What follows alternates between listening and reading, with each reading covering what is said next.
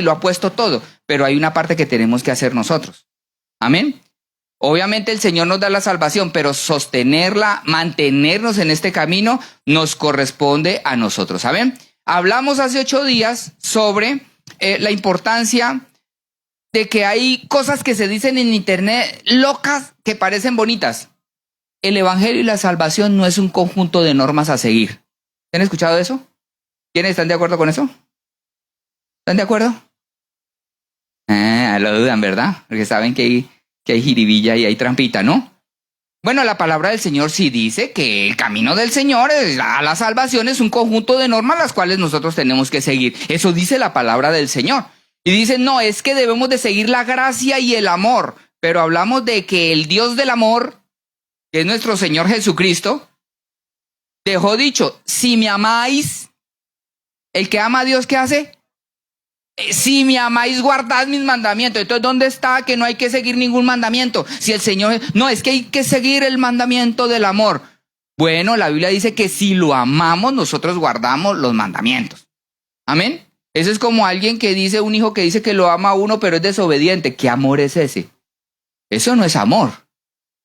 Por cierto, los niños chiquitos no tienen todavía, pequeñitos, no tienen la capacidad de amar. Hay gente que se quiere ganar el amor de los niños. No, el niño chiquito hasta que no tiene conciencia no tiene esa capacidad. Él hace lo que le conviene, con quien le conviene. Si la abuela le da dulces y le da todo lo que pide, él va a amar a su abuela. Y si el papá o la mamá lo corrige, va a aborrecer a su papá y a su mamá, porque lo corrige. Solamente cuando la persona crece y es adulta, entiende que todo lo que dijo su papá y su mamá tenía razón. Y ahí dice, ay, mi mamá sí tenía razón. ¿Cuándo? Cuando tiene hijos. Cuando le comienzan a pasar las cosas, ahí es donde comienza a apreciar. ¿Cuándo comienza a amar la persona verdaderamente? Cuando entiende que lo que le enseñaron, la corrección, la dirección, le sirvió para algo. Pero eso lo aprende después. La persona que está esperando que lo amen en el momento, eso no va a funcionar. Eso va a ser con el tiempo. Amén. Entonces dice Primera de Juan 2, versículo 4. Primera de Juan 2, versículo 4. Dice, el que dice, ¿qué dice ustedes? El que dice que yo le conozco. El que dice que es cristiano, el que dice que ama a Dios, que Diosito lo quiere mucho, mi Abba Padre Dios, mi Papi Dios, ¿cierto? El que dice que yo le conozco, ¿y qué? Y no guarda sus mandamientos, el tal que es un mentiroso. Porque a mí sí que me choca cuando me dicen, yo conozco un cristiano que es así, o sea, pues cristiano no es. Ese es un mentiroso. Dice que es cristiano, pero es un mentiroso porque no es cristiano. ¿Y por qué no es cristiano? Porque dice que lo conoce y que es cristiano, pero no vive conforme a sus mandamientos. Eso dice la palabra del Señor. Entonces no es que uno sea cristiano porque se dice cristiano. El hábito no hace al monje. ¿Sí o no? Sí, claro. Y aunque la mona se vista ¿de qué? ¿De seda? ¿Qué pasa? Mona se queda. Por más que diga que es cristiano, se lo ponga en la frente y haga lo que sea, eso no lo va a cambiar. Entonces a mí me choca eso, a mí me molesta cuando me dicen, es que en la iglesia, un hermano, pues hermano no era. No, hacía eso, no, pues si hacía eso no es hermano, ¿cómo va a ser hermano? ¿No? Dice, si alguno llamándose hermano hace estas cosas, es fornicario, es adúltero, ese no lo tengan ahí. Dice, eso dice la palabra del Señor. Entonces dice, si alguno dice, yo le conozco y no guarda sus mandamientos, el tal es un mentiroso y la verdad no está en él. Versículo 5. Pero el que ¿qué? El que guarda su palabra, en este verdaderamente ¿qué? El amor de Dios se ha perfeccionado. O sea, ¿quién tiene claro que sigue el amor de Dios? La gracia de Dios. El que guarda su palabra en este. Y por eso sabemos que ¿qué? Que estamos en él. Versículo 6, el que dice que ¿qué? ¿Debe cómo? Debe andar como él anduvo. Eso es lo que nosotros tenemos que hacer. Tratar, hacer el esfuerzo, vivir como el Señor anduvo. Amén. Entonces, eso es lo que dice la palabra del Señor. Entonces, esto lo quiero llevar a un punto Porque ustedes saben que hay una teoría y hay una enseñanza que dice que salvos para siempre salvos. Una vez salvos para siempre salvos. Y hay un montón de cristianos creyéndose en salvos, pero sin guardar los mandamientos del Señor. Y hay un montón de gente que no cumple lo que dice la palabra del Señor, ni siquiera en asistir a los cultos. Y creen que así Dios está contento con ellos y que Dios los ama y que ellos están bien delante de Dios. Pues les tengo una noticia, no es cierto. No es cierto. No pasa eso. La palabra del Señor es clara. Entonces, hablando de esto de la salvación, y que hemos hablado de que la salvación es una promesa con condición. Que el amor de Dios es infinito, pero que sus promesas tienen condición. Yo amo a mi hijo, no creo que infinitamente, pero yo sí lo amo. Pero yo sí le he dicho, el día que usted crezca y quiera hacerlo, llegarme borracho a la casa, yo no lo dejo entrar. Por mucho que sea o menor o mayor de edad, le cierro la puerta, que se quede afuera. Y yo lo sigo amando, ¿cierto? Pero no lo puedo dejar entrar a mi casa. No lo puedo dejar estar entrando con la novia a mi casa, a fornicar dentro de mi propia casa. Ni a familiares, como o sea, yo los quiero, pero si un familiar me dice, oiga, primo, vamos a suponer, primo, voy para México, me deja quedar en su casa, pero voy con mi novia, ¿usted está casado o no? Pues no puede, que le voy a prestar mi cama para que esté haciendo ahí el pecado, ¿cierto? Yo sí le aprecio, pero hay condiciones. Amén, hay condiciones y eso es la fidelidad, como en el matrimonio, ¿cierto? En el matrimonio, ¿quién quiere vivir con alguien infiel? ¿Quién es feliz viviendo con alguien que no es fiel a su esposa, a su esposo? ¿Quién está contento o contenta de que se esté mandando mensajitos con otra que no es su esposa o con otro que no es su esposo? ¿Quién es feliz con eso? No, bueno, y la que sea feliz tiene que ir al psicólogo. Sí, porque por la Biblia no. Sí, pues no, está bien raro eso está raro, ¿no? No, es que esa es mi amiga.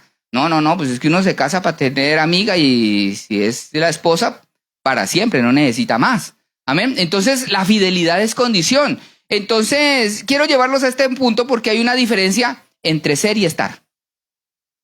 Pues ya, ¿conocen el verbo to be? I am, you are, he is. ¿Quién habla inglés? A ver. En todo caso, todos sabemos el verbo to be aquí, ¿no? Sucede que los gringos no diferencian el ser del estar, ¿no? Es un solo verbo y para ellos es lo mismo estar que ser. Pero nosotros en el español sí tenemos la diferencia en el ser y en el estar. Y sucede que el ser cataloga el verbo como permanente. El ser hace parte de lo permanente. Por eso la Biblia habla que nosotros somos o el Señor nos ha hecho hijos. Y si alguien dice, es que una vez hijo, para siempre hijo, lo entiendo, por eso es verdad. Eso es verdad. De que el Señor cuando nos engendra y nos hace hijos, somos hijos. Solamente que hay hijos que no reciben herencia. Claro, porque la herencia ¿para quién es? Para el que se porta bien. Las mamás y los papás que tienen dinero, bueno, aunque a veces no funciona así, pero normalmente los padres le dejan la herencia y hacen un testamento. Y con el hijo que lo acompañó hasta el último momento, con el hijo que tenía buenas relaciones, con el que fue juicioso, a ese le deja la herencia. Y al que se olvidó de sus padres, pues no le deja nada. A menos de que muchas veces pasa, los padres y las madres siempre tienen, pues, ay, pobrecito, ¿no? Pero como Dios no es así, Dios es justo. Un padre puede ser injusto de dejarle la herencia al que se portó mal. Pero Dios no, Dios sí es justo. Entonces Dios tiene que darle a cada uno lo que se merece y a sus hijos también les da lo que se merece. Hijo fiel, hijo, sí, hijo. Mi hijo, pero si no se porta bien, pues ahí hay dos caminos. Entonces el ser es permanente, pero ojo, el estar es un estado. Y la salvación por definición es un estado. En la definición en el diccionario de salvación, ¿qué es? Bueno, lo que significa la palabra salvar, dice, según Google, según el diccionario real de la academia, es un cambio de estado de peligro o riesgo a un estado seguro y sin peligros. O sea, ¿qué es estar salvo? Es estar seguro, pero libre de un peligro. Eso es ser salvo. Ser salvo significa que yo estoy en un estado de peligro de muerte o de mi salud y salvarme, sacarme de ese estado peligroso y llevarme a un estado seguro. Vamos a suponer, se quema la casa y un bombero sale y me salva. Entonces me saca del incendio y me pone en un lugar seguro. Estoy en la playita nadando. Se me quedó el chaleco salvavidas y no llevo nada. Viene una ola, me revuelca, me manda para el fondo y de repente allá hay un salvavidas que mira y se lanza el guardián de la bahía. ¿Cierto? Y se tira nada y boom, lo salvó de que se ahogara. ¿Cierto? Estaba en una situación de peligro de muerte allá. Y lo saca del mar y lo pone en la orilla y eso lo pone en un lugar que a salvo. Me está dando un infarto. ¿Cierto? Y entonces llega el médico con las paletas. Y ya no respira, y todos aquí, y métale la inyección y no sé qué. Y el médico entonces, después de que la persona ya está, diríamos, en el otro lado, ¿cierto? Le pone la electricidad y se despierta. Lo salvó de la muerte, ¿cierto? Entonces, por definición, la salvación es un estado, no es un ser. ¿Amén? Es un estado, por definición. Salir de un lugar de peligro a un lugar o a un estado de estar fuera de peligro. Amén. Entonces, hablando de esto, lo que la palabra del Señor dice acerca de la salvación es que la salvación nos cambia de posición, de una posición de peligro de muerte eterna para vivir eternamente en el infierno, ¿cierto? Por la justicia de Dios, porque Dios es justo y a cada uno le cobra. Y como todo el mundo ha pecado y ha hecho lo malo contra Dios, se merece un castigo por eso, porque es lo justo o no es lo justo. O que será justo que Hitler viva la eternidad feliz allá en la playa con Satanás después de la muerte. O que se muera y no le pase nada. No, a ese desgraciado lo tienen que torturar toda la eternidad porque fue muy malo y mató mucha gente. Y lo mismo, todo el que hace maldad merece un castigo, lo que no paga en esta vida, en la eternidad, pero se lo merece. No es posible que alguien haga lo malo y se muera y borrón y cuenta nueva. No se puede. Y que a cada uno, dice la palabra del Señor, el Señor le va a cobrar de acuerdo a lo que haga, ¿de acuerdo? En ese estado de peligro estábamos todos nosotros. El Señor abre una puerta y dice, ¿sabe qué? Si alguno quiere, yo lo puedo salvar, lo puedo sacar de ese estado de condenación, le borro sus pecados y lo pongo en un estado de salvación, de perdición a la salvación. Y eso se llama un cambio de posición. Incluso me gustó el tema, le puse por nombre, la posición cambia la situación. Porque le voy a decir algo. ¿Y si usted hubiera nacido gringo, con ojos azulitos, altote y güero o güera, ponchadote por naturaleza, y hubiera nacido en los Estados Unidos? ¿Cierto? Le voy a poner más fácil. Vamos a suponer que usted no vive aquí en Valle de los Molinos, sino vive allá en Puerta de Hierro. Allá no le tiran la basura a uno el vecino. Ni tampoco le ponen todo el volumen a uno en la noche. No. No le tiran la basura a uno ahí al lado. ¿Qué pasaría? ¿Tampoco le estacionan el carro enfrente a la casa a uno?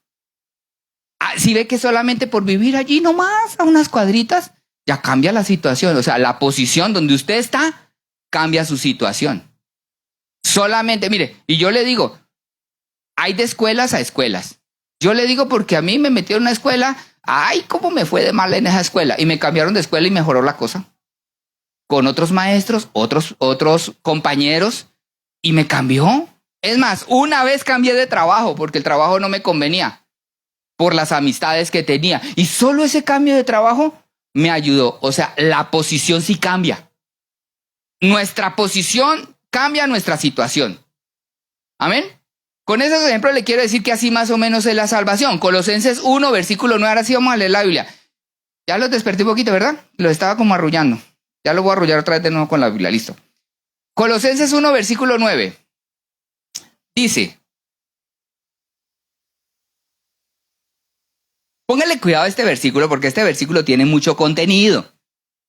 Alerta mental. ¿Amén? Listo. ¿Qué dice? Por lo cual también nosotros, yo les voy a decir cuando ustedes digan, por lo cual también nosotros desde el día que lo oímos no cesamos de orar por vosotros y de pedir que seáis ¿qué?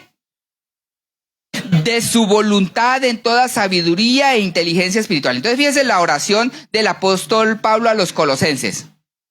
Que seamos llenos de conocimiento. ¿Por qué necesitamos cambiar de un estado a ser llenos de conocimiento? ¿Por qué? Porque antes estábamos vacíos de conocimiento. Todo el que llega al evangelio no conoce casi mucho, conoce mucha filosofía, conoce mucho lo que dicen las redes, pero de esto, pocón. A mí me dicen, ay pastor, pero es que no entiendo la Biblia, es que voy a leer toda la Biblia y no entiendo lo de los gigantes. Yo le digo, ¿para qué se pone a leer eso? Está en la Biblia así, lea Hechos de los Apóstoles, lea Romanos y pregúnteme todo lo que quiera de Romanos, Colosenses, Efesios, Corintios, primera y segunda de Pedro, primera, segunda y tercera de Juan. Porque si usted me pregunta cómo fue que nacieron los gigantes de una mujer hija de los hombres, no se lo puedo explicar. ¿Yo qué le voy a decir? Lo que dice, no más. Muchas suposiciones hay en internet, pero como nosotros no andamos por suposiciones, no por lo que dice la Biblia. Pero ni siquiera importa, o sea, ¿qué nos importa a nosotros cómo nacieron los gigantes? ¿Con quién se casó Caín? ¿Sabe? La Biblia no dice. ¿Y sabe qué? No me importa. ¿Sabe? ¿Eso para qué me construye? ¿De qué me sirve?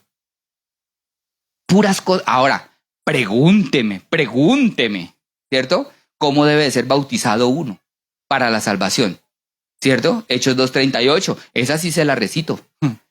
Eso sí es importante porque es para tu vida eterna. ¿Sí? Ah, que yo fui bautizado de niño. Ah, eso no está en la Biblia. Como dice la Escritura. Y eso sí tenemos que aprender. Entonces, ¿por qué tenemos que cambiar de un estado de ignorancia, porque eso dice la Biblia, a ser llenos del conocimiento? Porque para poder ser salvos tenemos que ser llenos de conocimiento. No hay salvación sin conocimiento. No hay salvación en ignorancia. No existe eso, no hay. La Biblia, la palabra del Señor dice que tenemos que, estamos orando para pedir que seamos llenos de conocimiento, porque antes estábamos vacíos del conocimiento de su palabra y ahora tenemos que ser llenos del conocimiento. ¿De su palabra en qué? Primero, en su voluntad.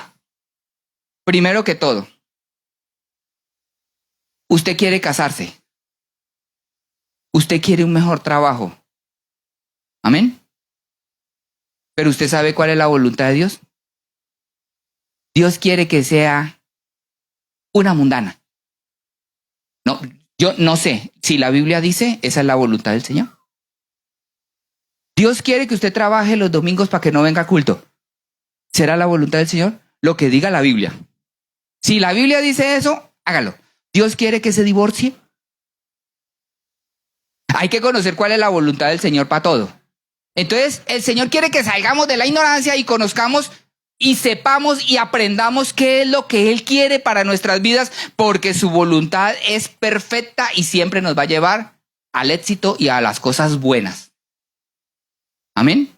Su voluntad, pero hay que saberla, porque hay gente que cree de acuerdo a lo que piensan, no a lo que Dios piensa. Segundo, la sabiduría e inteligencia espiritual, porque hay cosas que no se resuelven de forma material. ¿Quién quita la depresión? El ser humano no ha podido, ni con las pastillas. ¿Quién quita la ansiedad?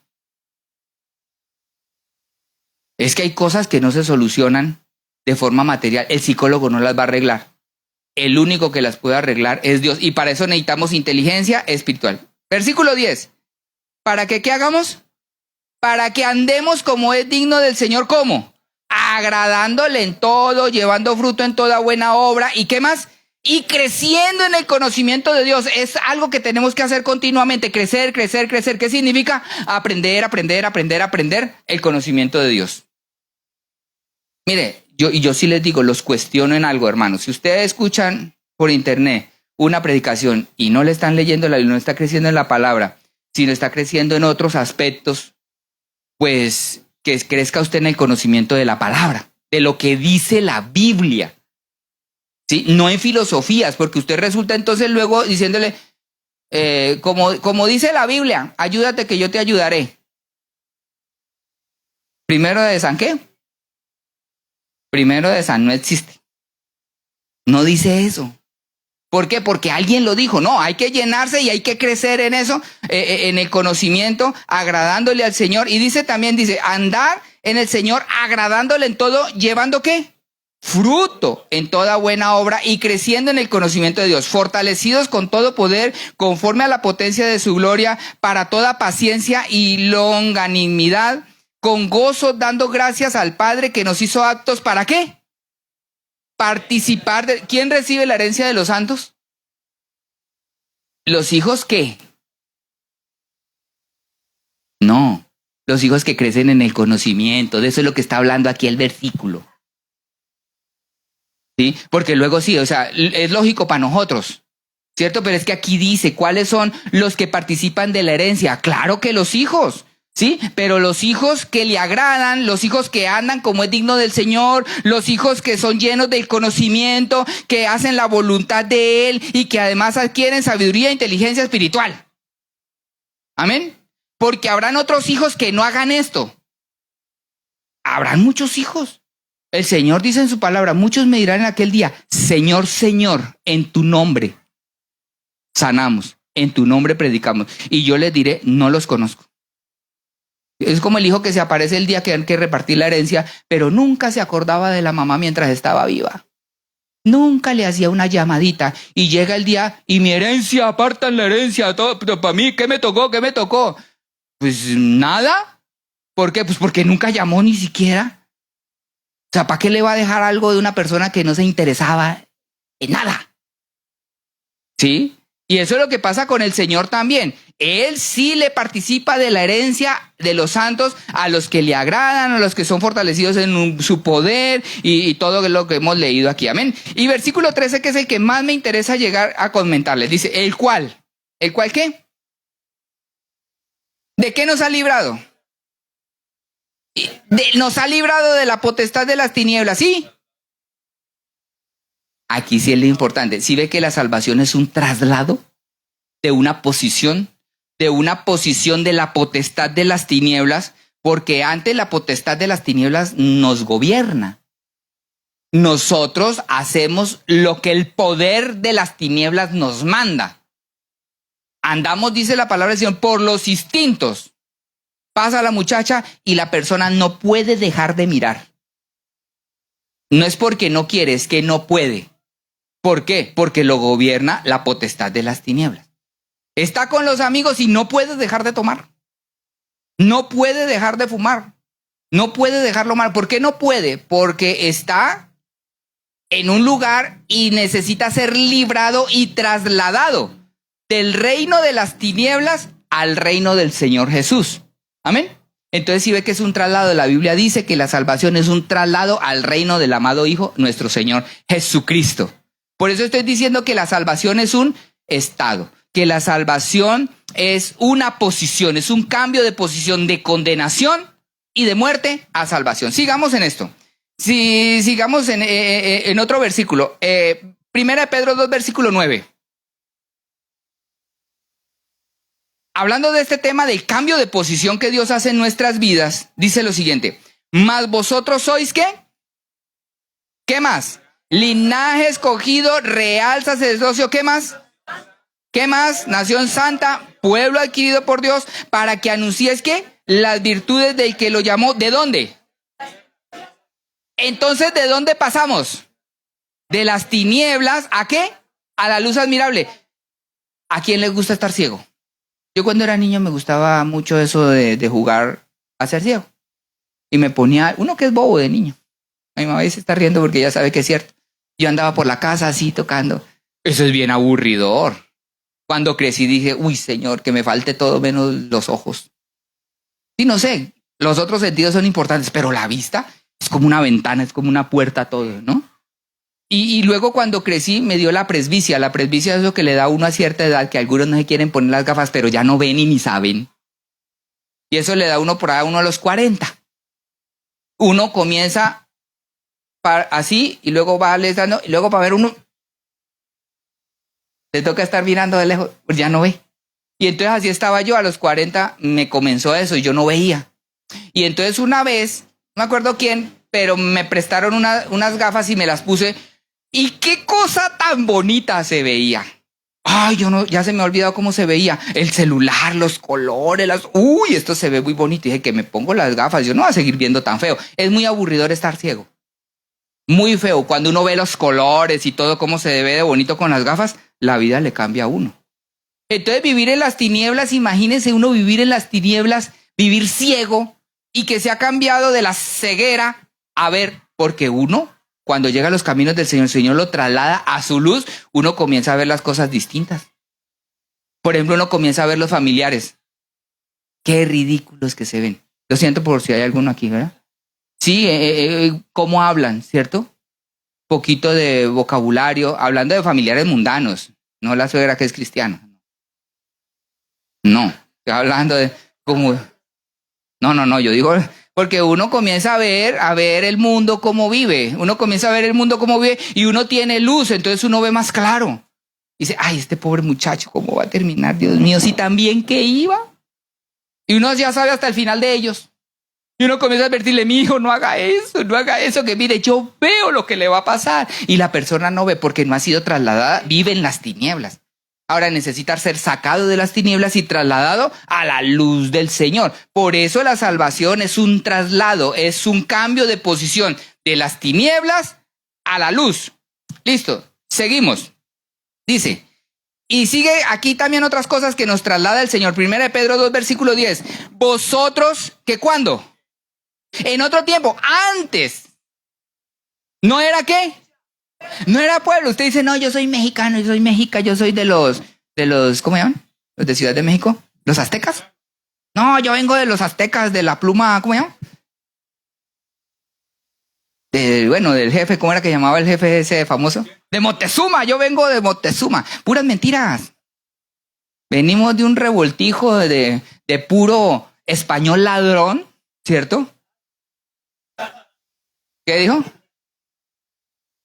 ¿Sí? Sí, porque hay quienes llegaron aquí. Cristóbal Colón y todos ellos no eran de la mera altura, no, era gente que allá se iban a morir y los iban a matar y entonces prefirieron venirse para acá y era gente mala, ¿no? Llegan aquí, colonizan esto y se arma una revoltura de la cual nosotros no somos pueblo. No venimos de abolengo, ninguno puede decir, ni sabe uno los abuelos que eran, de qué familia vienen, ni nada de eso. Todos nosotros de Valle de los Molinos.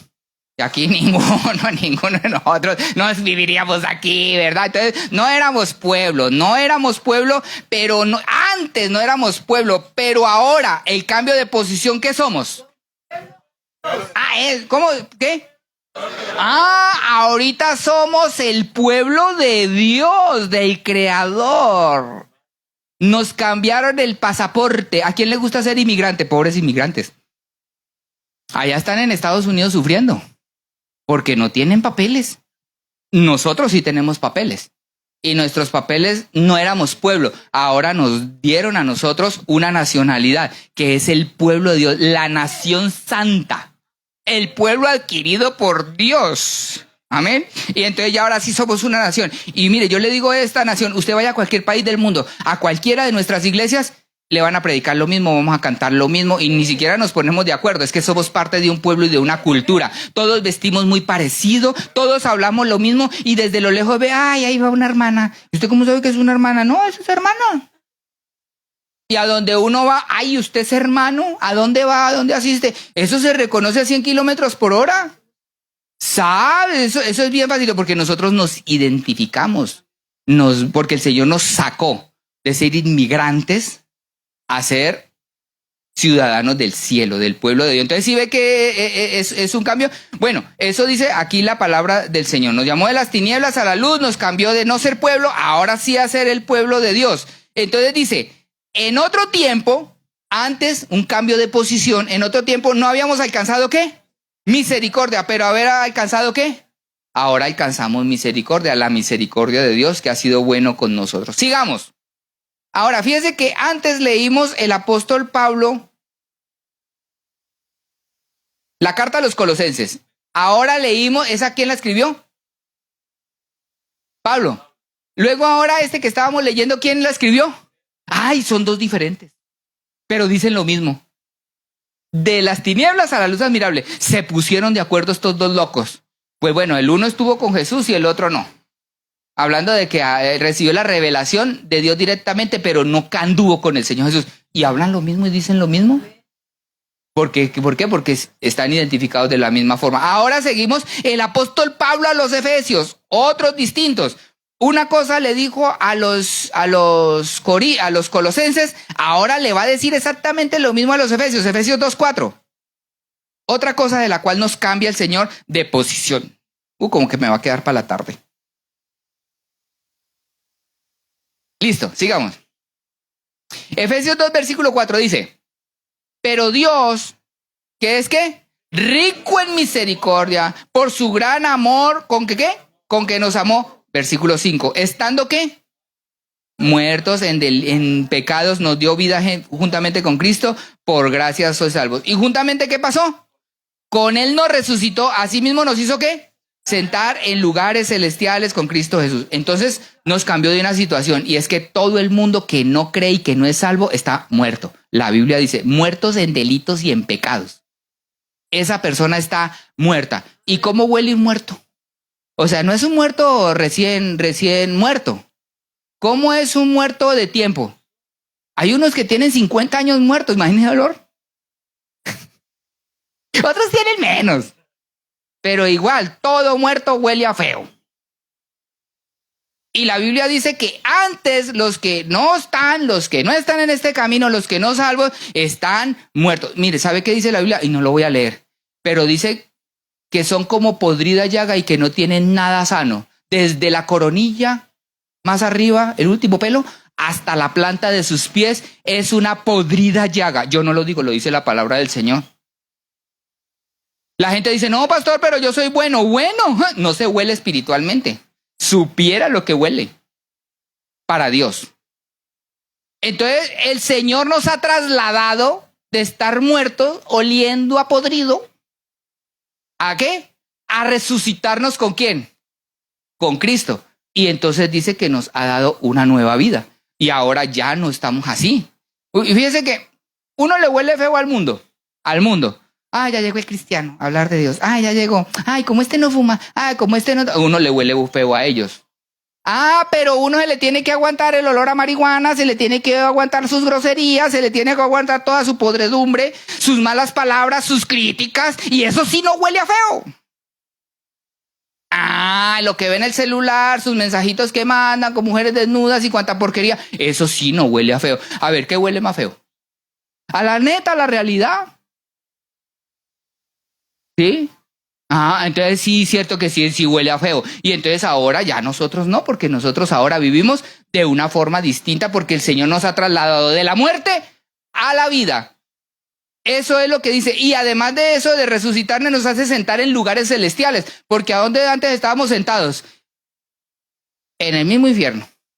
Pero ahora el lugar celestial. ¿Dónde es un lugar celestial? Con Cristo. Con Él. Por la eternidad. Sigamos, no voy a profundizar eso. Entonces ahora dice, esto ya lo hablamos, pero vamos a repetirlo. Efesios 2:12. ¿Se acuerda que leímos de esto, lo que dice Pedro, que nos llamó de no ser pueblo, ahora ser pueblo? Ahora lo mismito dice este cambio que hizo, pero ahora lo dice el apóstol Pablo. Eso se pusieron de acuerdo esos dos. Yo creo que se reunieron, el apóstol Pablo y el apóstol Pedro, y escribieron entre los dos las cartas. Solamente que el uno estaba en la cárcel y el otro estaba por allá en otro lado. No pudieron haberse puesto de acuerdo. Es que la doctrina, el conocimiento de Dios es el mismo. Dice Efesios 2:12, dice, en aquel tiempo, ¿cuál tiempo? Antes, estábamos ¿cómo? Sin Cristo, alejados ¿de qué? De la ciudadanía. Ya lo hablamos, no voy a profundizar. ¿Y ajenos qué? O sea, no teníamos promesa. Mire, hay gente reclamando promesas de Dios que no le tocan. Promesas que Dios no se las ha dado a ellos porque las promesas vienen con condición. Si oyeres hoy mi voz, si abres la puerta, yo entraré y cenaré. Y entonces le bloquea la puerta al Señor. Sí, Señor, pase, pero le estaban haciendo fuerza para que no entre. No, las promesas, acercarse a las promesas, acercarse a los pactos y dice, y sin esperanza y sin Dios en el mundo. Versículo 13, ¿pero qué? Pero ahora, O sea, un cambio de posición. En Cristo Jesús, vosotros que en otro tiempo estaban lejos, habéis sido hechos, ¿qué? Cercanos por la sangre de Cristo. No es que Dios me acompaña a todas partes. Mentira. Dios no te acompaña Satanás. Bueno, eso dice la palabra del Señor. A menos de que el Señor te acerque, que lo cambie de posición de allá y lo ponga cercano al Señor. Dice, ahora en Cristo Jesús somos cercanos por su sangre. Y la gente se siente, dice, no, es que Dios me acompaña a todas partes. No es cierto. Están alejados, dice la palabra del Señor, a menos de que el Señor los acerque. Amén. Y voy a saltarme el versículo 19 para no ponerlos a leer tanto la Biblia. Dice Efesios 2, dice, así que ya no, ¿qué? Ya no sois extranjeros ni advenedizos, sino ¿qué? Conciudadanos de los santos y miembros ¿de quién? Por eso uno no debe tener problema con su familia. Porque si mi familia no me quiere, yo tengo una familia que sí me quiere. Y es que somos la familia de Dios. ¿Ah? Hay gente sufriendo por su familia. ¿Sí? Pero es que lo que pasa es que es una realidad. Nosotros somos familia, pero de la familia de Dios. Esa es nuestra familia real. Porque la otra familia en la carne, lo siento mucho, pero mientras sigan allá, están alejados de la familia de Dios. No son la familia del Señor. Y el Señor a nosotros nos ha hecho acercados o parte de esa familia. Amén. Entonces, hay que ver porque eso se hace muy raro. Cristianos que dicen que aborrecen la iglesia, que en la iglesia hay un montón de hipócritas, que la iglesia no le gusta. Entonces, ¿cómo no quiere tener relación con la familia de Dios si eso fue lo que el Señor nos ha dado? Y esa familia hay que aprender a quererla con todas sus cositas, porque todos tenemos, ¿cierto? Pero es la familia que nos ha tocado y que el Señor nos ha dado. Amén, listo, sigamos. Ahora, Romanos 6, versículo 17. Otro cambio de estado. Fíjese, le voy a decir, la posición cambia la situación. Usted ha escuchado el testimonio de la hermana Darly, ¿verdad? Que ella dice que ella se quedó sin papá muy pequeña. Pero ella fue adoptada por el Señor y le dio hermanos en la iglesia. Por lo tanto, todos esos espacios que no tenemos en nuestra vida, porque el ser humano falla, el que no tiene padre, el Señor le pone padre en la iglesia. El que no tiene hermanos porque son alejados y todo, el Señor le pone hermanos. El que está solo, el Señor le da compañía. Amén. Dentro de la congregación. Y ahí es donde tenemos que sentirnos acompañados y el Señor nos da nuestras necesidades. Amén. Entonces, hablando de esto, la posición cambia la situación. Y cuando uno cambia la posición en la que está el mundo, sufre. Sufre porque esa es la justicia de Dios. La justicia de Dios es que la paga del pecado es la muerte. No hay más. Listo, sigamos. Romanos 6, versículo 17. Pero gracias a Dios, ¿qué eran? Esclavos del pecado. ¿A quién le gusta la esclavitud? ¿A nadie? ¿Y a quiénes le gustan los jefes negreros? ¿Por qué me miran?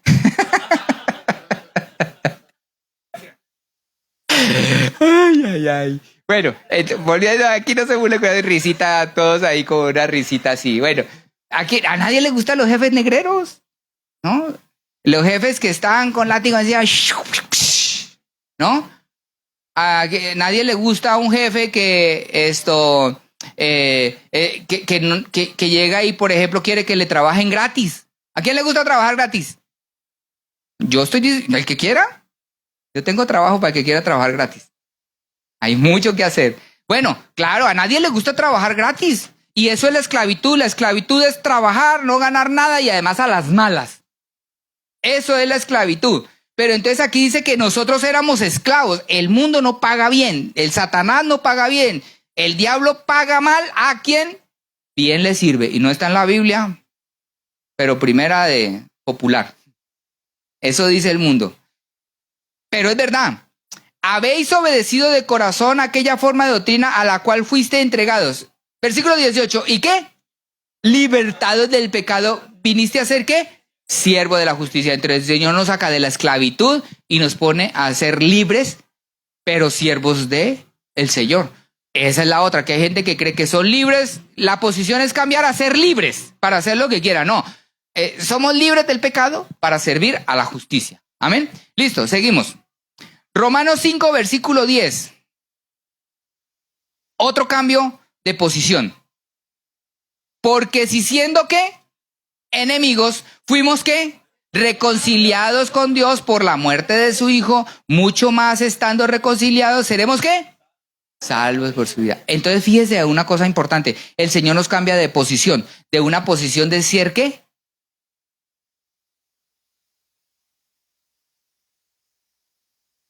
¿Quién sabía que la gente que está en el mundo sin Dios es enemigo de Dios? Eso hay que decírselo a la gente. No, es que mi papi Dios, mi papi me ama. Dios sí te ama, pero eres su enemigo. ¿Usted sabe lo que es tener un enemigo? Eso es bien, yo en la escuela tenía enemigos y me querían ensartar con un cuchillo. Y yo salía de la escuela y mirando a ver a qué hora se llamaba Aníbal. Le decían caníbal. Y yo medía así bien chiquito, porque siempre fui enano. Y el otro medía como un 80. Y le decían caníbal porque eso tenía esa cara llena de puros barros, así feo era. Y malo el desgraciado, así como era de feo, era de malo. Y yo salía de la escuela a mirar, y como era mi enemigo, y me quería ensartar con un cuchillo, yo tenía que salir corriendo. Y corría y ese detrás de mí llegaba a la puerta, y yo abría y para adentro, ¡pum! Me encerraba. Todos los días así. Imagínese, eso era un enemigo, imagínese ser enemigo de Dios. ¿Cómo era ser enemigo de Dios? Que Él está en todas partes y que todo lo que haga, usted sabe que Dios está enojado con usted y que y lo está persiguiendo toda hora, no para hacerle bien. Enemigo, porque ser enemigo significa eso, querer hacerle mal al otro. Eso es un enemigo. Y entonces siendo enemigos, pero el Señor nos ha cambiado de ser enemigos de Él a ser ¿qué? A estar reconciliados con Él. Ahora sí a llevar. El Señor le dijo a sus apóstoles, les dijo una ocasión, les dijo, miren, ustedes ya no son más siervos, ahora serán llamados mis amigos. Porque yo a ustedes les voy a contar todo lo que voy a hacer. Y sabe que el Señor le cuenta sus cosas. ¿A quién? A sus amigos. El Señor llamó a Abraham su amigo. Y dijo, ¿y cómo voy a ir a destruir Sodoma y Gomorra sin avisarle a mi amigo? Yo voy a ir donde Abraham y le contó al amigo. ¿Sabe qué? Los amigos tienen privilegios. Sino para que los amigos. Yo tengo amigos que nunca les hablo, pero cuando me dicen un favor les hablo. ¿Es mi amigo? Claro, es mi amigo. Oiga, pero usted no se acuerda, ¿pero somos o no somos compas? No, pues sí. Ah, bueno, entonces écheme la mano ahorita que lo necesito. Para eso son los amigos. Imagínese ser amigo de Dios. Señor, écheme la mano ahí en el gobierno para que me salga el contratito. Un día le dije eso al Señor, último día del mes, y se acababa y no llegaba yo al presupuesto. Señor, y si una alcaldía no me abre la puerta y suena el teléfono. Pedido de la alcaldía de León, Guanajuato. Llegué a la cuota con un solo cliente el último día. ¿Para qué son los compas? ¿Para pedirle favores? Claro, y entonces uno cuando el Señor es su amigo, uno le pide y Él le da. Porque es su amigo. Y además hay privilegios. A los amigos se le cuentan los secretos. ¿Qué pasa cuando un amigo no le cuenta a uno las cosas? No, usted no es mi amigo, ¿por qué no me advirtió? Si sabía lo que iba a pasar, ¿por qué no me dijo? ¿Qué clase de amistad es esa? No, entonces los amigos le cuentan a uno el chisme de primera mano. Y le advierten a uno. Ah, para eso son los amigos también. ¿Para qué? Para uno hablar, para contarse las cosas, ¿cierto? Y el Señor, siendo que somos amigos de Él, eso ha hecho el Señor. Lo hizo con Abraham. Iba a hacer un juicio y le habló. El Señor le habla a sus amigos. Oiga, tenga cuidado. Tenga cuidado con esa. Tenga cuidado con ese negocio. Porque es el amigo. ¿Cómo va a hacer algo? Oiga, ¿sabe qué? Una vez yo me acuerdo que estaba pequeño y estábamos en una ciudad muy guerrillera, muy guerrillera. Iba a entrar la guerrilla. Iba a acabar con el pueblo y con una base militar que estaba. Yo me acuerdo que mi papá nos sacó del pueblo. Porque el Señor avisa. Alguien le dijo a alguien que alguien le dijo al otro hasta que llegó a los oídos del hermano Felipe y él nos sacó a todos. Cuando llegamos, los muros con huequitos, vacas muertas, gente muerta, porque el Señor avisa de las cosas que van a venir. El Señor sí avisa. ¿Pero a quiénes le avisa? A sus amigos. Pero a mí nunca me dice nada. Arregle esa amistad. Reconcíliese con el Señor. Si el Señor no le avisa, A veces uno llega tarde, o a veces sale tarde y pasan cosas. A mí me ha pasado eso. Y mi esposa me dice, ¿quién sabe de qué lo libró el Señor? O sea, ahí me estaba dando el mensaje. Me está diciendo, no se desespere. Algo iba a pasar en el camino. Y el Señor sí lo guarda a uno de muchas cosas. Y el Señor le habla a sus amigos y le dice a sus amigos lo que le va a pasar. Pero el Señor lo traslada de la... Ahora, ¿usted cree que va a llamar a un enemigo para contarle lo que va a hacer? ¿Quién llama a sus enemigos para contarle sus planes? ¿Quién cuenta? ¡Ay! ¿Quién llama a un enemigo para que le preste plata? Ah, así están muchos con Dios, creyendo que Dios les va a prestar cuando no, cuando son enemigos de Dios. Entonces el Señor nos cambia de ser enemigos de Dios a estar reconciliados con Él y a ser amigos. Dice, Primera de Pedro 2, versículo 25. El resto del mensaje en la tarde. 2:25, ¿qué dice? Porque vosotros ¿qué eran? Como ovejas descarriadas, pero ahora habéis vuelto al pastor y obispo de vuestras almas. La Biblia dice que todos éramos como ovejas descarriadas. ¿Cómo es una oveja descarriada? Sí, pero fíjese que la oveja descarriada tiene un problema. Y es que la única seguridad de supervivencia de una oveja es dentro de un redil, dentro de un rebaño. Porque toda oveja que está fuera del redil corre peligro que se la coma ¿quién? El lobo feroz. Como león rugiente que anda buscando a quien devorar. Entonces la oveja descarriada es la que no se reúne y estando fuera del redil está corriendo peligro. Muchos peligros. Corre peligro su vida, corre peligro todo allá afuera. La única seguridad, entonces lo que dice la Biblia, que antes era oveja descarriada corriendo peligro, pero ahora estamos en el redil del Señor. Dice también Primera de Corintios 6, versículo 9. ¿No sabéis que los injustos no heredarán el reino de Dios? No erréis, ni los fornicarios, ni los idólatras, ni los adúlteros, ni los afeminados, ni los que se echan con varones, ni los ladrones, ni los avaros, ni los borrachos, ni los maldicientes, ni los estafadores. ¿Heredarán qué? ¿Y esto qué? ¿Esto qué? Ah, o sea que el Señor nos ha cambiado de un lugar, ¿cierto? Uno no... Que alguien fue, aquí habla incluso afeminado, no puede seguir siendo afeminado. Que se echaba con varones, no puede seguir haciendo eso, ¿verdad? Porque el Señor lo sacó de allá y lo trajo para acá. Y eso era la persona en el mundo allá. Pero ahora, amén, ahora es distinto. Entonces, esto erais algunos, pero ahora han sido ¿qué? Lavados, limpiados de toda esa carga de conciencia, de toda esa cosa. Ya no, eso ya fue limpiado, lavados. ¿Habéis sido qué? Santificados. Además habéis sido que ya justificados en el nombre del Señor Jesús y por el Espíritu de nuestro Dios. Ahora, voy para el final del mensaje. Lo quiero tratar de sacar. Hemos visto el cambio de posición que hace Dios con nosotros, de ser extranjeros a ser pueblo de Él, de estar perdidos a ser salvos, de ser de no ser hijos ahora a ser hijos, ¿cierto? Todos esos cambios hemos visto, de las tinieblas a la luz. Pero al ser un estado, ¿qué pasa con los estados? Usted le pone al celular modo cuando va en el avión. Pero también hay uno que dice modo cine, ¿cierto? Modo dormir. ¿Quién pone en el modo dormir? A mí no me hablen de noche, no porque no los bloqueé, sino lo que pasa es que está en modo dormir. Entonces timbre yo no lo escucho. Entonces todos los días a las 10 de la noche hasta las 6 de la mañana está en modo dormir. Ahora, esos modos o esas posiciones que tiene el celular se pueden volver a cambiar. A las 6 de la mañana otra vez se pone en modo trabajo y comienzan a llegar los mensajes. Plin, plin, plin, plin, ¿cierto? Entonces lo que les quiero decir es que el modo salvación también se puede volver a poner en modo perdición. Porque al ser un estado, usted puede estar en el estado de luz y volverse al estado de las tinieblas. Claro, porque el Señor lo traslada, pero si uno quiere, si la persona no desea, si no le gusta, si no quiere, puede cambiar de estado.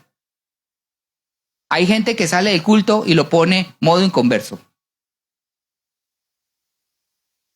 Llega a la escuela modo mundano. y comienza a hablar como los mundanos. ¿Sí? Fíjese que la palabra del Señor dice eso.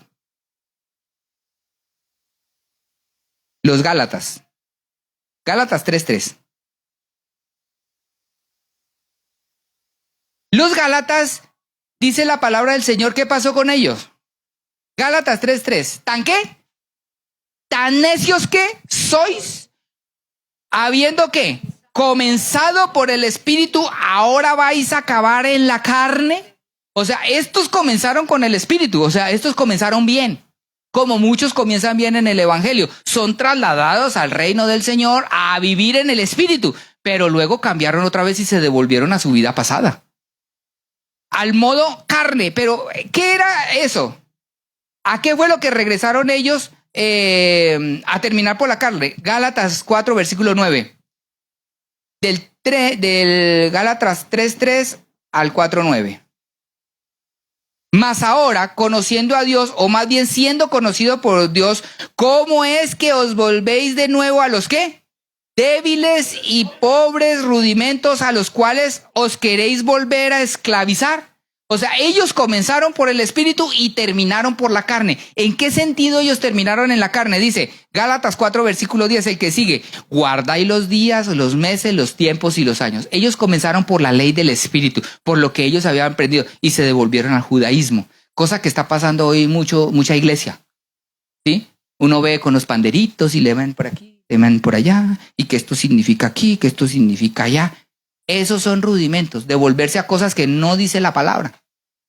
Muchas cosas que no son. Comenzaron con el Espíritu, con lo que dice el Espíritu de la palabra, y comenzaron a hacer cosas que se inventaron.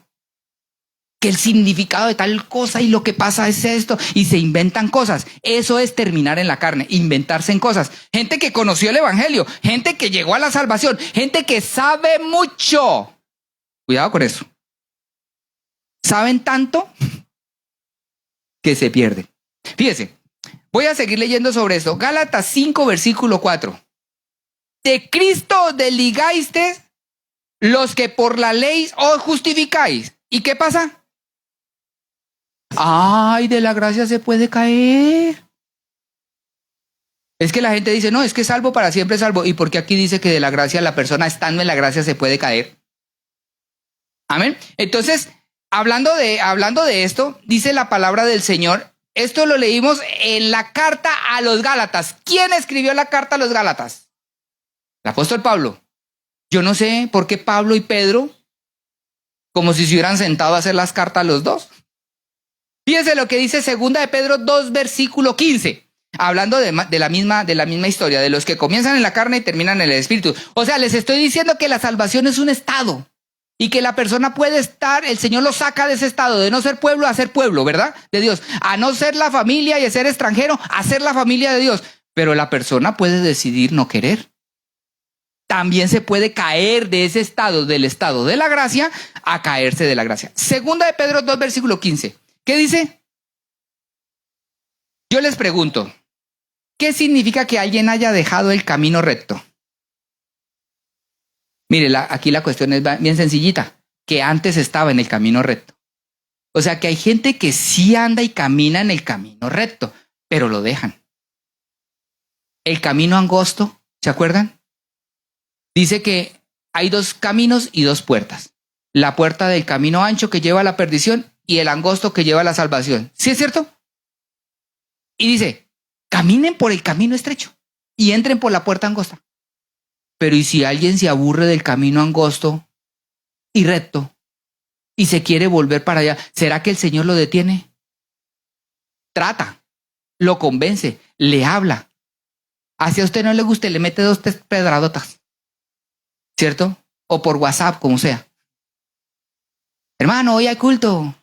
No se le olvide culto. ¿Sí? Pero si la persona decide, Dios no se va a oponer porque Dios es un caballero. Dios no obliga a nadie. Dios quiere una relación de amistad.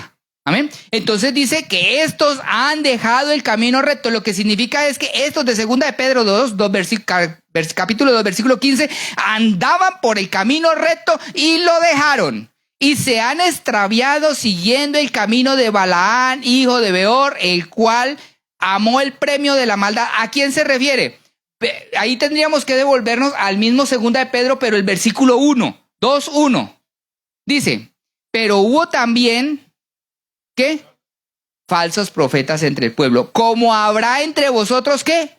Falsos maestros, que ¿qué harán? Que introducirán encubiertamente herejías destructoras y aún negarán al Señor que los rescató, trayendo sobre sí mismo destrucción repentina. Fíjese que aquí está hablando de un tipo de persona que andaba en el camino recto, que entendió el evangelio, incluso la Biblia habla, estaban con nosotros. Pero un día se salieron del camino recto y comenzaron a enseñar cosas, herejías destructoras que niegan al Señor. Eso es peligroso. Amén. Eso se significa desviarse. Otras consecuencias. ¿Y cuál es la consecuencia de salirse del camino recto? Que es mi punto. O sea, de cambiar de posición, de estar en el camino recto de bendición y pasárselo. ¿Cuál es el 2:1? ¿Qué? Ahí. ¿Qué atraen? La gente cree que es gratis apartarse del Señor, que no les va a pasar nada, pero Dios es justo. Y llegará el día de la venganza. Dice, es justo que el juicio de Dios comience por su casa. Amén, hermana Dulma. El juicio de Dios, o sea, ¿a quién primero? A los hijos. Eso es como cuando uno trabaja en una empresa y tiene hijos trabajando en la empresa. Al que le da más duro es a los hijos. Son los primeros que hay que ponerlos. Listo, sigamos.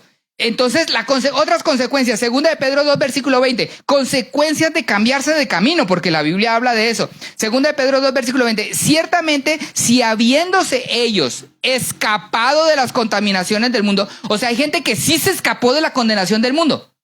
Sí escaparon, ojo. ¿Por qué? ¿Por qué escaparon? Por el conocimiento del Señor, por lo que aprendieron de su palabra. ¿Qué pasó? Enredándose otra vez en ellas, ¿qué pasa? Son vencidos. ¿Y su postrer estado qué? Entonces si pilla que una persona no se crea ya salva y que ya está y que ya la armó sin permanecer en el camino, porque de ahí se puede caer, de ahí se puede tropezar. Y estas personas habían escapado de las contaminaciones del mundo, pero se enredaron otra vez. Y ustedes se acuerdan, le pregunté a la hermana Darly y me contestó, a ver ustedes, ¿dónde más dice la Biblia que su postrer estado viene a ser peor que el primero? ¿Quién más dijo eso? Aquí lo dijo Pedro, pero ¿de quién lo escuchó? ¿Quién lo dijo? ¿Cuándo? Claro, obvio, Jesús, ¿verdad? Amén, hermano, bien. Hoy sí vino. Claro, acuérdense que hay una parábola del Señor Jesús, parábola, no, una historia del Señor Jesús en Mateo 12:43, dice, cuando el espíritu inmundo sale del hombre, anda por lugares secos buscando reposo y no lo halla, entonces dice, volveré a mi casa de donde salí y cuando llega la halla desocupada, barrida y adornada. O sea, fíjese que Dios hace una obra en los salvos, los barre, los limpia, ¿sí? Los deja bonitos. Ahora se viste más elegante. Hasta se engorda. ¿Qué cosa con los cristianos, cierto? Los cristianos nos ponemos más guapos de todo. Sí, amén. Ya, porque dejamos los vicios, todo, y el Señor nos prospera, nos bendice, nos va mejor económicamente. Yo lo he visto. Y si eso no, el Señor hace eso, nos da salud, más energía, mejor trabajo, nos alcanza el dinero. No andamos endeudados. Eso hace el Señor. Porque Él ordena la casa y la limpia y nos deja bonitos, bien peluqueaditos. Algunos llegaron bien mechudos, ¿sí, hermano? Bueno, Miguel se ríe, no sé por qué, pero algunos llegaron todos así mal vestidos y ahorita se ponen camisa de manga larga y ya parecen, los ve uno, ay, el pastor, ¿será? Sí, porque el Señor lo pone a uno bonito. Y bonitas, y las niñas se ven bonitas y las hermanas, el Señor lo arregla y lo deja a uno. Pero ¿qué pasa? Que entonces hay un postrer estado. Entonces va y toma consigo otros 7 espíritus peores que él y entrados moran allí y el postrer estado de aquel hombre viene a ser ¿qué? Peor que el primero. ¿A quién le sucederá esto? Así también acontecerá ¿a quién? A esta mala generación. O sea, fíjense, tengan cuidado usted. de agarrar el evangelio de aquí para allá, de aquí para allá. El domingo en el culto, amén, gloria a Dios, aleluya, ¡ay, Señor! Y salir al otro día a hacer lo malo. Le pone estado cristiano en el culto y sale del culto a estado mundano. Tenga cuidado con eso, porque eso trae consecuencias. El postrer estado viene a ser peor. De lo que lo sacó, cuando vuelve no le vuelven 1, le vuelven 7. Y ese es un problema grave, que el Señor nos guarde de eso. Hay que mantenernos, permanecernos, porque la persona es que no me va a ir peor. Uy, claro que sí. ¿Cuántos huesitos tiene uno para que le parta el Señor? Muchos. ¿Cuántas enfermedades y órganos tenemos? ¿Cuánta familia que tenemos para perder? ¿Cuánta economía? Uno puede vivir en esta vida bien, gracias a Dios. Contento con lo que tenéis. Que no alcanza para el iPhone 25. Bueno, pero con el Huawei no la armamos. Amén. Y tenemos para nuestras necesidades. Entonces, eso es lo que pasa. Mire, esas son las consecuencias. El postrer estado viene a ser peor de cambiar de estado. Entonces, Hebreos 6, versículo 4, hablando del cambio de posición al revés. En vez de que el Señor nos cambie para allá, nosotros nos bajamos de la gracia. Dice, porque es imposible... Hebreos 6, 4, ¿verdad? Listo. Porque es imposible que los que una vez ¿qué? Fueron iluminados y gustaron ¿qué? El don celestial y fueron hechos ¿qué? Partícipes del Espíritu Santo. Fíjense que hay gente que ha sido partícipe, ha hablado en lengua, lleno del poder del Espíritu Santo, conocedor del Evangelio. Dice, y asimismo gustaron de la buena ¿qué? Ay, se congregaba y escuchaba y le gustaba. Eso es lo peor. Le gustaba. Amén.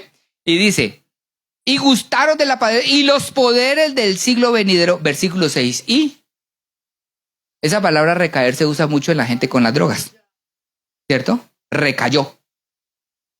¿Qué pasa con los recayeron? Y recayeron, sean otra vez renovados para el arrepentimiento, crucificando de nuevo para sí mismo al Hijo de Dios y exponiéndolo a vituperio. Porque la tierra que bebe la lluvia que muchas veces cae sobre ella y produce hierba provechosa a aquellos por los cuales es labrada, recibe ¿qué? O sea, el que produce fruto para Dios, el que trabaja para Dios, el que escuchó y sigue trabajando para Dios, ese recibe bendición de Dios. Dios no se queda con nada. Dios al que sirve, Dios le da. Eso es una realidad. Pero, versículo 8, pero, la palabra pero dice... Hijo de la vida. Hebreos 6:8. Pero la que produce ¿qué? Espinos. Y abrojos es ¿qué? Reprobada. Y está próxima ¿a qué? A ser maldecida. Y su fin es... Hermanos, no se tropiece. Agárrese del Señor. Manténgase en el camino. Que el Señor lo mantenga de su mano poderosa para que no recaiga. Ya sabe lo que lo ha hecho recaer, porque lo que le espera a los que una vez conocieron y luego se caen de allá es fuego quemado. Ahora, algo más humano y con esto termino. Me lo iba a saltar, pero ya no. ¿Qué horas son? Deme en 5 minutos. Listo. Jueces 2, versículo 11. Lo que le pasó a Israel. Ustedes sí saben que Satanás estaba en el cielo, ¿sí o no? O sea, él era salvo. Estaba en la gloria del Señor, se paseaba por las piedras de fuego. ¿Y él qué? ¿Qué pasó? No quiso, fue lanzado de allá. ¿Cierto? Sí es así. O sea que sí puede estar delante de la presencia del Señor y caerse de allá. O más bien caerse, no, que lo tiren por desobediente y grosero. Listo. ¿Adán dónde estaba? En el huerto del Edén. No tenía que ni ponerse ropa. ¡Qué felicidad! No le daba el calor, no le daba el frío. Comida de todo lo que quería. Era el jefe de ese lugar. ¿Pero qué pasó? Se cayó de allá. ¿Se cayó? No. Se tiró de allá. ¿Y ahora dónde fue lanzado? A que la tierra le diera espinos. Ese es el resultado. Lo que pasa es que la gente no quiere entender eso, que el resultado de caerse de allá es que le va a ir mal. No hay forma de que le vaya bien. Tarde que temprano le van a llegar las consecuencias. Israel, llegó a la tierra prometida. El Señor la conquistó por ellos. Entraron allá. ¿Y qué pasó? Josué los dirigió. Y una vez estando allá, se murió Josué y todos sus papás. Y toda esa familia. Y dice la palabra del Señor. Después de eso, llegó una generación que no conocía a Dios ni lo que Dios había hecho. La consecuencia de que los papás no le enseñen a los hijos. ¿Y qué pasó con esa generación? Dice, después los hijos de Israel hicieron lo malo ante los ojos de Jehová y sirvieron a los Baales. Versículo 12, ¿qué hicieron? Dejaron a Jehová, o sea que dejarlo si es posible. Israel era el pueblo de Dios, tenía la bendición de Dios, estaban en la tierra prometida, que fluía ¿qué? Leche y miel, tenían unas uvas así de grandes, un racimo lo cargaban entre dos y me cargaron. Yo me quisiera comer una uva de esas, una uva así grandota, dulce. Imagínese eso. Cargaban un racimo de uva entre dos. Tierra que producía todo. Y el Señor les dijo, y les voy a dar casas que ustedes no construyeron. Yo le dije al Señor, Señor, quiero una iglesia que no haya construido, dámela entera y con gente y todo. Ay, si el Señor dice, porque qué raro tiene.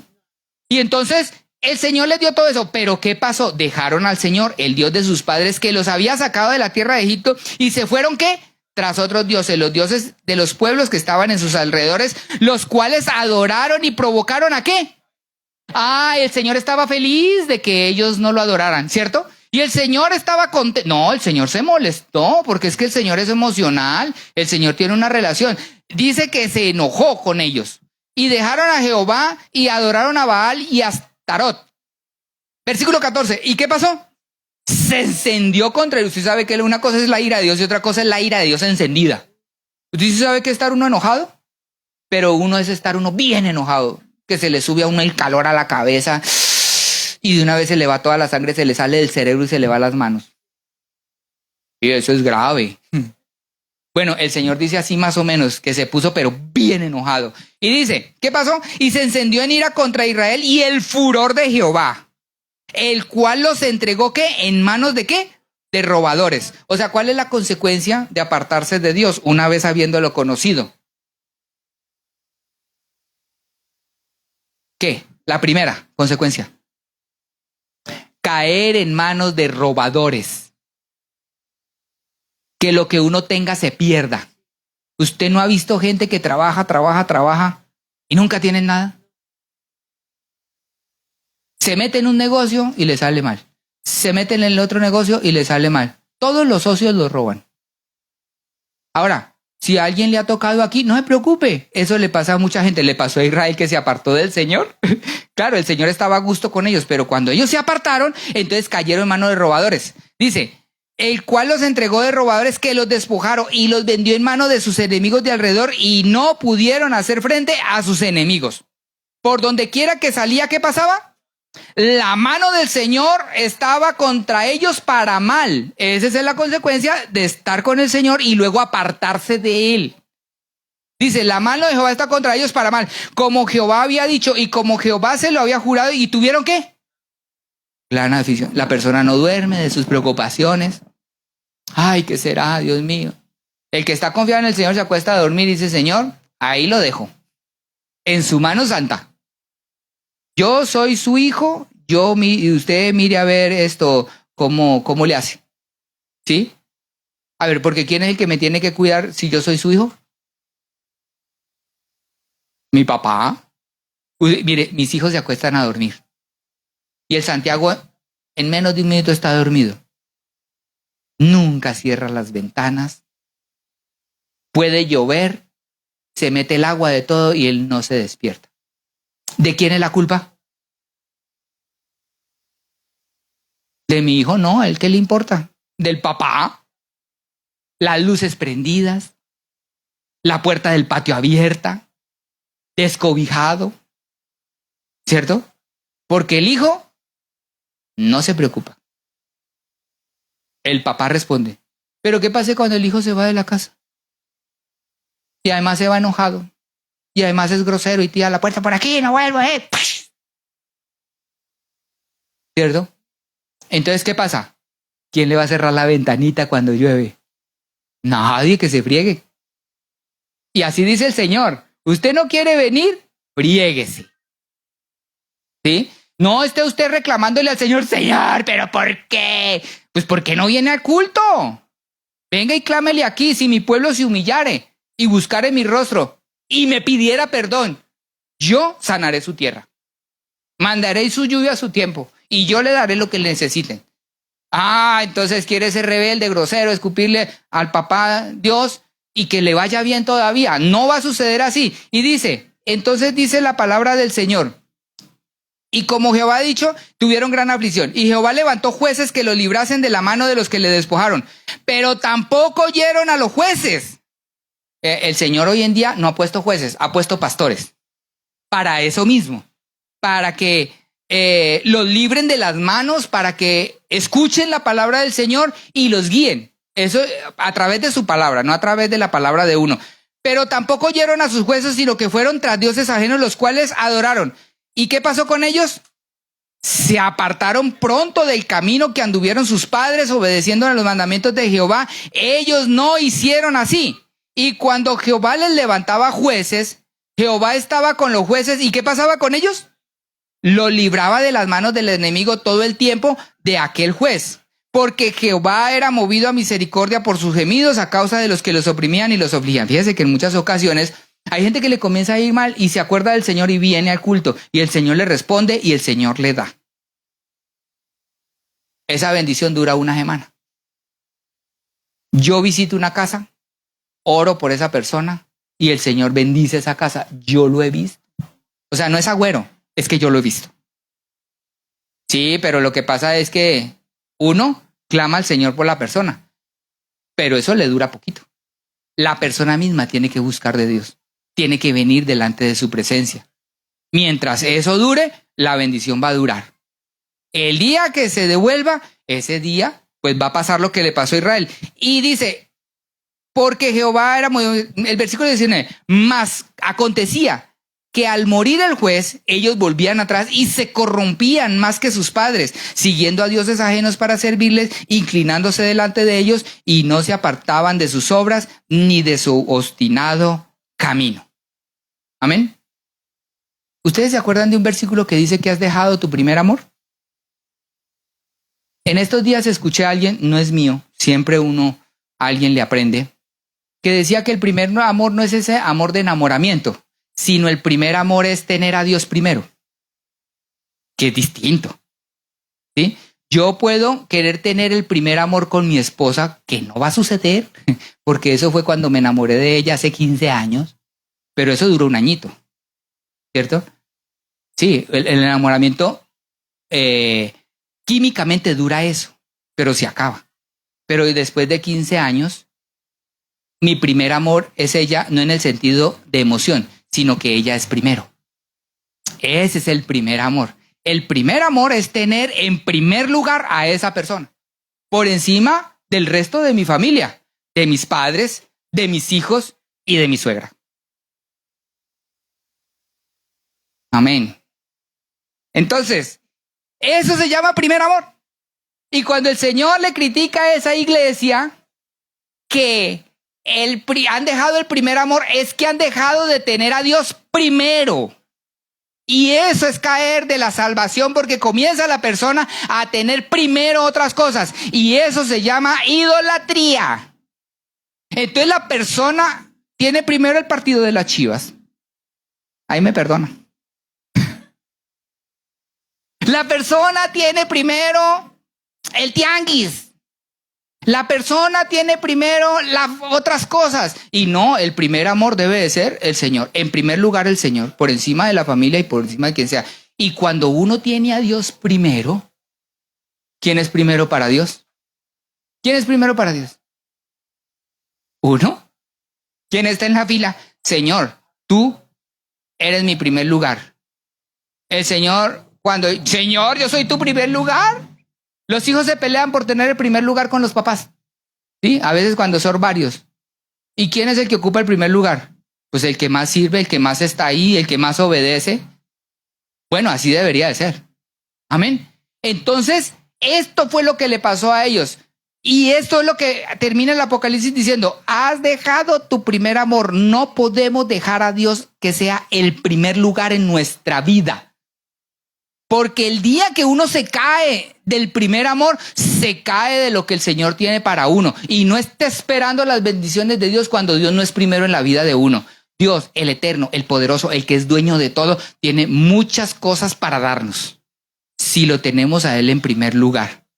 Entonces, hermanos, ¿de qué depende su situación? Le voy a preguntar, ¿de qué depende su situación económica? ¿De sus fuerzas? Se enferma, no puede trabajar, ¿y qué va a hacer? ¿De qué depende su situación emocional? Sus emociones, ¿de qué dependen? ¿Del trago, del cigarrillo, de las emociones fuertes o del dinero? Su situación depende de su posición. En donde usted esté, así le va a ir bien. Usted está en las alturas con el Señor, le va a ir bien en las alturas con el Señor. Usted está allá con el enemigo haciendo lo malo, así le va a ir. O sea, es matemática de pueblo. No se necesita sino lógica para saberlo. Y eso es lo que yo los quiero instar a mantenernos y a contar con el Señor, a tenerlo a Él en primer lugar. Pongámonos de pie y démosle gracias al Señor. Tu posición determina tu situación. ¿Cómo está tu situación ahora? ¿Cómo está tu situación? Examínate. Examínate cómo está tu situación en general, tu situación emocional, tu situación económica, tu situación espiritual, tu salud, tu vida. Porque si cambias de posición, cambiará tu situación. Amén. Y el Señor nos quiere tener en las alturas. El Señor nos quiere bendecir y Él es el dueño de toda bendición. Él es dueño de todo y yo sé que el Señor es bueno y es misericordioso. Y Él lo que quiere es abrirnos y darnos todo lo que a nosotros nos falte porque Él sabe de qué tenemos necesidad. Ahora, ¿de quién es el problema? De nosotros.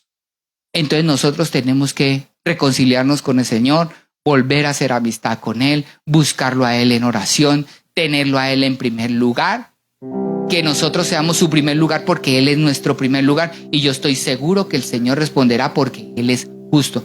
Además porque se nota y se ve, la experiencia nos dice, lo hemos visto cómo el Señor nos ha prosperado y nos ha bendecido. Oremos en esta hora.